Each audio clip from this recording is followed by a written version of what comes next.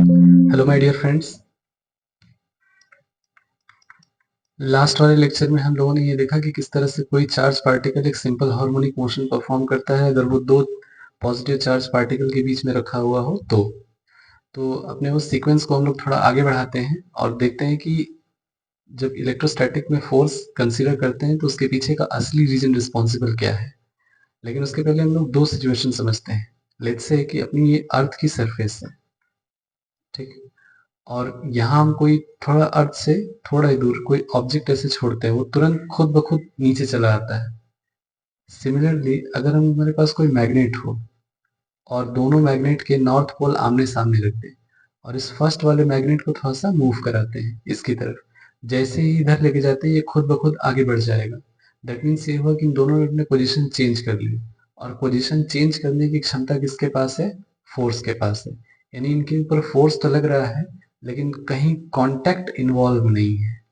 इस पूरे कहानी का जो की है वो यही वाला टर्म है कि ठीक इसी तरह से जब हम लोगों ने एक यहाँ पर पॉजिटिव चार्ज रखा और इससे थोड़ा डिस्टेंस पर एक स्मॉल चार्ज रखा, तो इसके बीच में जो भी पॉजिटिव मतलब अट्रैक्शन या रिपल्सन फोर्स आया, असल में उसमें भी यही है कि इसमें कहीं कोई कांटेक्ट इन्वॉल्व नहीं है, दैट इज नो कांटेक्ट। तो जब भी कभी ऐसा होगा कि फोर्स बिना किसी कांटेक्ट के थ्रू लगेगा तो हमेशा फील्ड के फॉर्म में लगता है, ठीक है। सिमिलरली अगर हम लोग इलेक्ट्रोस्टैटिक फोर्स डिफाइन कर रहे हैं तो इसका मतलब ये हुआ कि इलेक्ट्रोस्टैटिक फोर्स असल में फील्ड के थ्रू लगता है सिर्फ इसलिए क्योंकि इसमें कहीं कोई कांटेक्ट इन्वॉल्व नहीं है। इस बात को समझने के लिए हम लोग एक एग्जाम्पल के थ्रू देखते हैं, यानी एक वीडियो है और वीडियो के थ्रू हम लोग देखते हैं। मान लीजिए कि ये प्लस चार्ज है और जैसे ही चार्ज को छोड़ते हैं यहाँ पर देखिए क्या होता है, ये भी प्लस है, ध्यान रखिए। तो इधर भागा और ये इधर गया। सिमिलरली अगर यहाँ से छोड़े तो ये इधर जाना चाहिए और जा भी रहा है। तो जो ऑब्जर्व करने वाली बात ये है कि जैसे ही हम लोग कोई एक चार्ज रखते हैं तो वो उससे दूर जाता है, और सिर्फ इसलिए क्योंकि ये भी बेसिकली प्लस है और ये भी बेसिकली प्लस है, और दोनों के बीच में जो पॉसिबल होगा वो होगा रिपल्सन। लेकिन फिर भी कहीं कांटेक्ट इन्वॉल्व नहीं। इसका मतलब ये हुआ कि इसने अपने चारों तरफ एक जो फील्ड बना रखा है, इन फोर्सेस के ऊपर उस फील्ड की वजह से फोर्स क्रिएट हो रहा है। तो जो अपना ऑब्जर्वेशन कहता है वो ये है कि फील्ड है इसलिए फोर्स है, इसलिए फोर्स है, ठीक है। तो हम लोग एक काम करते हैं, इस चार्ज के मैग्नीट्यूड को रिवर्स करके देखते हैं। लेट्स से कि अभी जो +5 था उसको -5 कर देते हैं और देखते हैं क्या होता है। अब याद रखिएगा ये प्लस है तो अब ये इधर की तरफ जा रहा है, ये इधर की तरफ जाना चाहिए और जा भी रहा है। और ध्यान दीजिएगा कि ये स्लो चल रहा है, डिस्टेंस इससे यहाँ कुछ है, और ये इसके कंपैरिजन में थोड़ा सा फास्ट चल रहा है, ये थोड़ा सा और फास्ट चल रहा है। फिर से वही बात कि इस -5 कूलॉम चार्ज ने अपने सराउंडिंग में एक फील्ड क्रिएट किया है, जिस फील्ड की वजह से इन पे फोर्स एक्सपीरियंस हो रहा है। दैट मीन्स ये जो भी फोर्स काम कर रहा है वो फील्ड के फॉर्मेट में काम कर रहा है, यानी फील्ड के माध्यम से काम कर रहा है। तो जो ऑब्जर्व हमने किया वो ये किया कि अगर डिस्टेंस यानी ये जो आर हमने कंसिडर किया, अगर आर ज्यादा है, आर ज्यादा है तो जो ऑब्जेक्ट में मोशन है दैट इज स्लो है। सिमिलरली अगर आर अपना कम है, यानी डिस्टेंस अगर चार्ज पार्टिकल का कम है, तो ये थोड़ा सा फास्टर मूवमेंट है। This thing need to be remind of. और वो जो हमें ऑब्जर्वेशन से यानी वीडियो के माध्यम से दिख रहा है, तो हम लोग इलेक्ट्रिक फील्ड को दो हिस्सों में डिवाइड करते हैं। पहले इसके मैग्नीट्यूड को और दूसरा इसके डायरेक्शन और प्रॉपर्टीज को। तो अभी के लिए हम लोग सिर्फ और सिर्फ एक बात करने जा रहे हैं कि हम लोग सिर्फ इसकी स्ट्रेंथ और इंटेंसिटी को चेक करने जा रहे हैं कि कितना होता है, और उसको डिफाइन करने जाते हैं। तो एक चीज जो बुक में लिखा हुआ होता है, मैं पहले लिख के रखा हूँ यहाँ पर ताकि थोड़ा सा अपना टाइम बच जाए। लेट्स से कि ये प्लस चार्ज है Q और ये एक स्मॉल Q0 चार्ज है। याद रखिएगा कि this is very small, this is very small. ये बात अपने को समझ में आनी चाहिए। तो जो इलेक्ट्रिक फील्ड इंटेंसिटी का डेफिनेशन लिखा होगा बुक में, लिखा होगा कि force experienced by a unit positive test charge kept at a certain distance from a charge. यानी अब ये तो जो लिखा हुआ वर्ड है उसको नहीं, इसका रियल मतलब क्या है वो समझते हैं।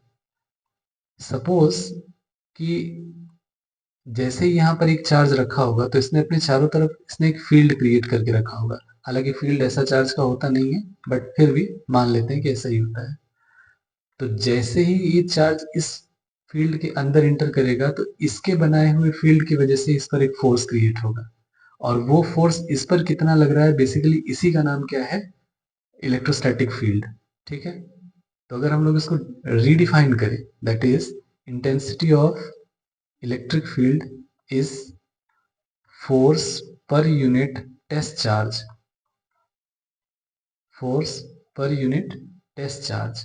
ठीक है, experience due to a charge kept.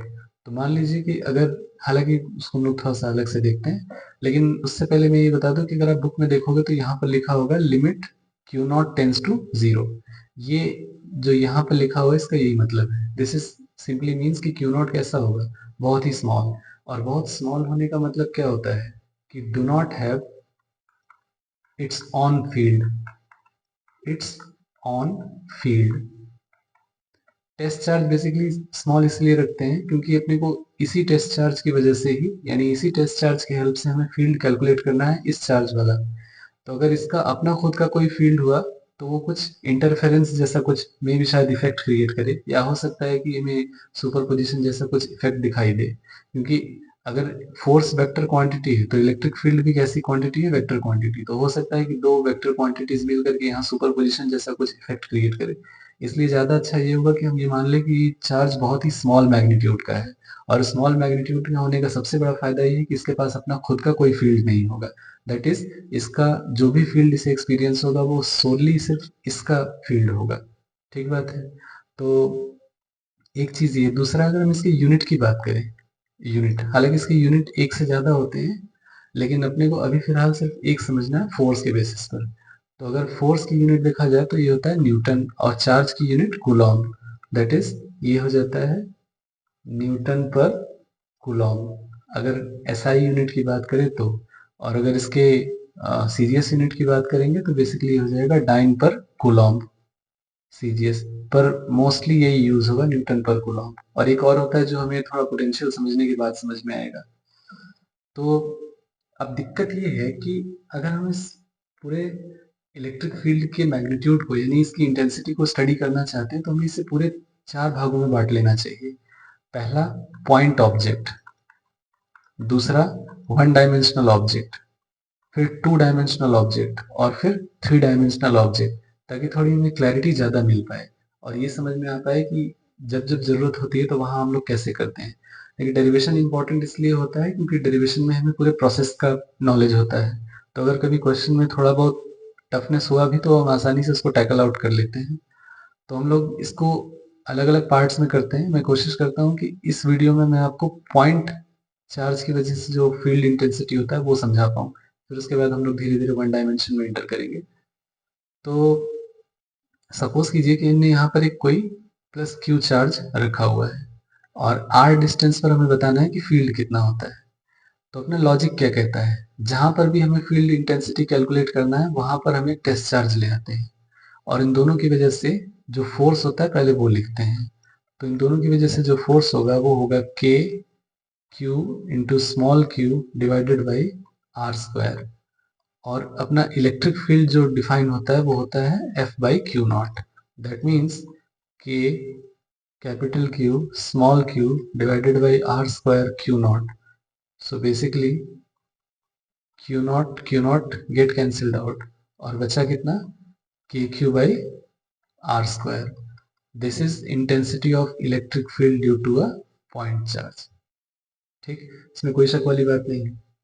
तो जो हमें समझना है इसके बारे में थोड़ा सा, कि अगर हम इसके ग्राफिकल वेरिएशन को प्लॉट करें, यानी अगर इसका हम ग्राफ प्लॉट करना चाहें तो कुछ हमें कैसा दिखेगा ये समझते हैं। जैसे फोर्स का ग्राफ आया था बिल्कुल वैसा ही अपने को ग्राफ देखने को मिलेगा, that is E is inversely proportional to R square, E and R. हालांकि इसमें सिमेट्रिकल वेरिएशंस होते हैं, बट वो चीज हमें ज्यादा अच्छा तब समझ में आएगा जब हम इसके डायरेक्शंस पे बात कर चुके होंगे। बट अभी के लिए फिलहाल आप इतना समझ लीजिए कि पॉइंट ऑब्जेक्ट के लिए आर डिस्टेंस पर जाने के बाद जो हमें फील्ड इंटेंसिटी मिलती है that is K Q by R square, as simple as that. एक और बात, कि अगर आपने इस फॉर्मूले को थोड़ा सा ध्यान से देखा होगा, ये हमें ये बताने की कोशिश कर रहा है कि अगर फोर्स वेक्टर क्वांटिटी है तो इसका मतलब फील्ड भी कैसी क्वांटिटी होगी, वेक्टर क्वांटिटी होगी। एक बात। और दूसरी बात ये कि फोर्स जो है वो फील्ड के डायरेक्शन में ही होता है अगर अपना जो क्यू नॉट है वो कैसा निकले, पॉजिटिव। ठीक है, तो ये था किसके बारे में, पॉइंट ऑब्जेक्ट के बारे में। तो हम लोग एक काम करते हैं, एक थोड़ा और इसको समझ लेते हैं, क्योंकि हो सकता है कि इसके आगे वाला पोर्शन थोड़ा टफ लगे आपको। तो एक जो चीजें हैं उस यहीं पर समझ लेते हैं। अभी ये पॉइंट ऑब्जेक्ट नहीं है, अभी ये जो ऑब्जेक्ट है बेसिकली, हालांकि ये भी पॉइंट की तरह ही है, बट थोड़ा सा देखने देखने का फर्क होता है। तो अभी हम लोग क्या कर रहे हैं कि एक कोई रॉड कंसीडर करते हैं, और उस रॉड की वजह से जो एक्सियल पोजीशन पे इंटेंसिटी ऑफ इलेक्ट्रिक फील्ड बन सकती है उसको कैलकुलेट करना चाहते हैं। पहली बात, मैं थोड़ा हेल्प करता हूँ आपको इसके कॉन्फ़िगरेशन को समझने में। लेट्स से कि इस टोटल जो ऑब्जेक्ट है यानी रॉड है, इसकी टोटल चार्ज कितना है, Q है, और इसका लेंथ L है, और R डिस्टेंस पर एक पॉइंट P है जहां पर कि हमें इंटेंसिटी कैलकुलेट करनी है, यानी यही हमें वैल्यू क्या करना है, कैलकुलेट करना है। तो दो तरीका है। पहली बात थोड़ा ढंग से समझ लेते हैं, क्योंकि हम लोग पॉइंट ऑब्जेक्ट की वजह से ही डिफाइन करना जानते हैं कि Q by R square, but ये तभी पॉसिबल है जब कैसा हो, पॉइंट ऑब्जेक्ट हो, जबकि ये पॉइंट चार्ज बॉडी है ही नहीं, ये कंटिन्यूस चार्ज बॉडी है। तो अब हमको ये बात पता है कि कंटिन्यूस चार्ज बॉडी अगर है तो भी हम उसको पॉइंट चार्ज में कंसीडर कर सकते हैं with the help of very small integral process. तो अब थोड़ा ऑब्जर्व करते हैं, लेट्स सी पी पर हम लोग थोड़ा अपना ऑब्जर्वर सेट करते हैं, और यहाँ से कुछ पर्टिकुलर डिस्टेंस पे देखते हैं। इस पूरे रॉड में कंसीडर करते हैं कि हर तरफ जो पॉइंट चार्ज है, यानी इसे बहुत ढेर सारे चार्जेस हैं, लेकिन सब प्लस प्लस प्लस ही है।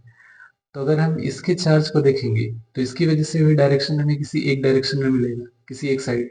सिमिलरली अगर आप यहाँ रॉड के इस एंड से लेकर के इस एंड तक चले जाए तो इंटेंसिटी इलेक्ट्रिक फील्ड की जो डायरेक्शन हर एक पॉइंट की वजह से होगी वो एक ही होगी।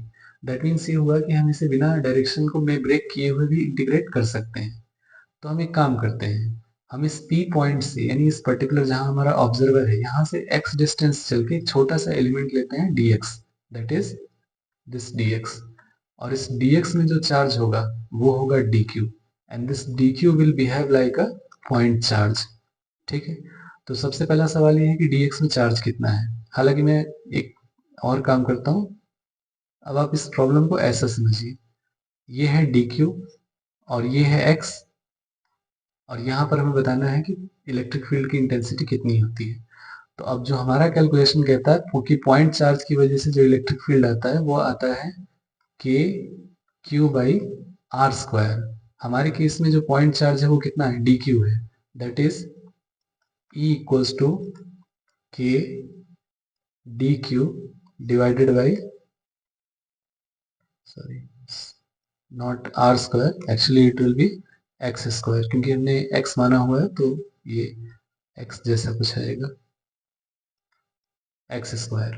ठीक है, एक सवाल तो हमारा सॉल्व हुआ कि हम लिखेंगे कैसे। दूसरा, अब जो हमारे सामने प्रॉब्लम है वो ये है कि इस dq को डिफाइन करते हैं। तो याद कीजिए, जैसे हम लोग फोर्स में dq को डिफाइन करते हैं वैसे यहाँ भी करते हैं कि l लेंथ में q चार्ज है, तो dx लेंथ में जो चार्ज होगा वो कितना होगा, q by L into D x. और बेसिकली ये जो q by L into D x है यही अपने लिए क्या बनेगा, dq, and this dq will be like a point charge, point charge. ठीक है, और फिर हमें इसे इंटीग्रेट करना पड़ेगा रॉड के ओवर द लिमिट। तो देखते हैं थोड़ा सा स्पेस है क्या अपने पास, ठीक है। तो सपोज करते हैं कि इतना इंटीग्रेशन अब कैसा बना कि के Q by L into D x divided by x square. अब एक बार फिर से देख लेते हैं, रॉड अपना स्टार्ट कहाँ से होता है, आर से, और खत्म कहाँ पे होता है, आर प्लस एल पे। तो हम लोग इस लिमिट की यानी इस इंटीग्रल की लिमिट सेट करते हैं आर से लेके आर प्लस एल तक।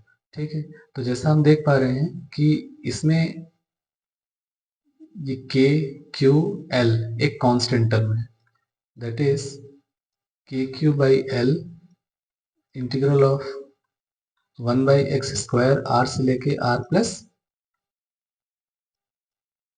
जस्ट अ सेकेंड,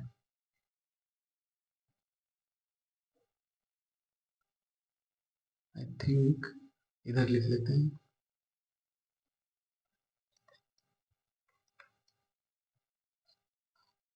यहाँ पे लिख लेते हैं, ज़्यादा अच्छा रहेगा।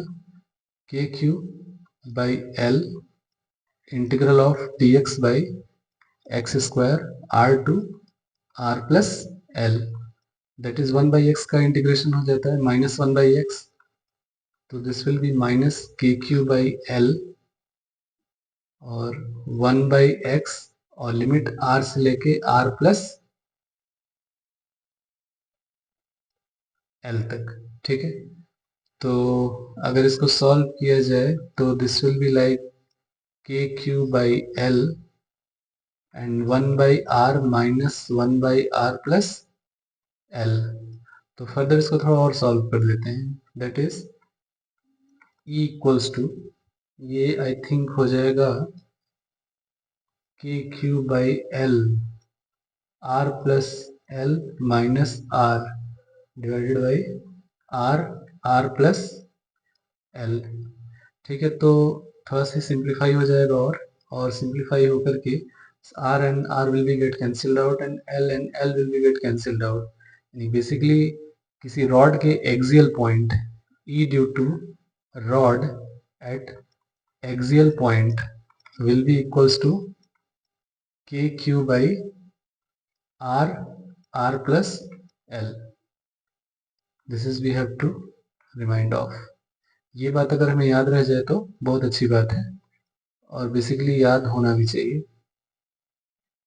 ठीक है, बट इसमें एक स्पेसिफिक केस है जो थोड़ा सा हमारी अंडरस्टैंडिंग और डेवलप करता है। मान लीजिए कि जैसा रॉड हमने कंसीडर किया था, लेट्स से हमने रॉड अपना कुछ ऐसा कंसीडर किया था कि इसका लेंथ L था और यहाँ से हम किसी R डिस्टेंस पर कैलकुलेट कर रहे थे। ठीक है, मान लेते हैं कि कभी ऐसा हो जाए कि ये पॉइंट यहाँ से बहुत दूर है, that is R is very very greater than L। Basically इसका मतलब ये है कि ये जो बीच में L जैसा टर्म दिख रहा है, अगर इसको इग्नोर कर दे तो भी कोई दिक्कत नहीं है। तो कहने का मतलब अगर ऐसा हुआ तो E due to rod at axial point will be equals to KQ by R square. क्या मतलब निकला इसका? देखिए, यानी अगर कोई रॉड कंसीडर करें और एक्सियल पॉइंट पर हम किसी बहुत डिस्टेंस यानी इनफाइनाइट पर है, एक्चुअली हम इनफाइनाइट नहीं कहेंगे, हम बोलेंगे एट वेरी लार्ज डिस्टेंस। तो जो रॉड होता है, रॉड बिहेव लाइक अ पॉइंट चार्ज।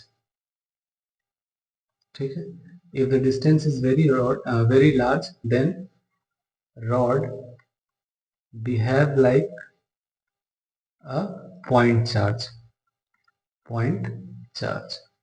ठीक है, so this was all about the electric field intensity due to a rod at axial position।